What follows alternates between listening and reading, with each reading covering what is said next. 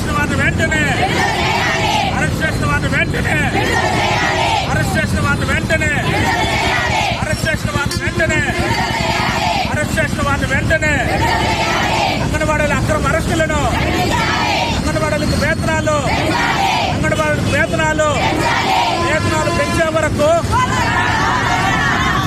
వేతనాలు పెంచే వరకు వేతనాలు పెంచే వరకు వేతనాలు పెంచే వరకు వేతనాలు పెంచే వరకు అంగన్వాడీలను విడుదల చేసేంత వరకు అరెస్ట్ చేసిన వారిని విడుదల చేసేంత వరకు అరెస్ట్ చేసిన వారిని విడుదల చేసేంత వరకు అరెస్ట్ చేసిన వారిని విడుదల చేసేంత వరకు వేతనాలు పెంచేంత వరకు వేతనాలు పెంచేంత వరకు వర్ధిల్లాలి అంగన్వాడీల ఐక్యత వర్ధిల్లాలి అంగన్వాడీల ఐక్యత వర్ధిల్లాలి అంగన్వాడీల ఐక్యత.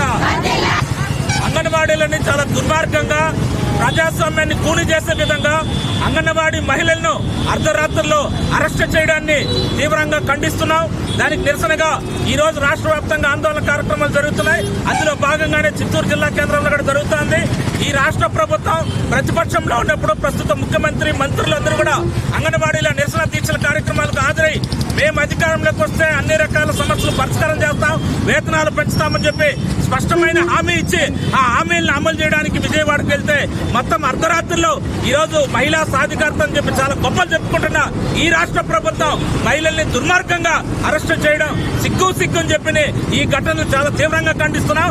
అందువల్ల అరెస్ట్ చేసిన వారిని ఎక్కడ ఏ పోలీస్ స్టేషన్ లో పెట్టారో తెలియదు.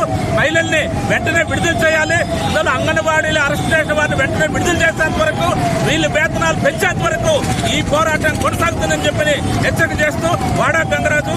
ఈ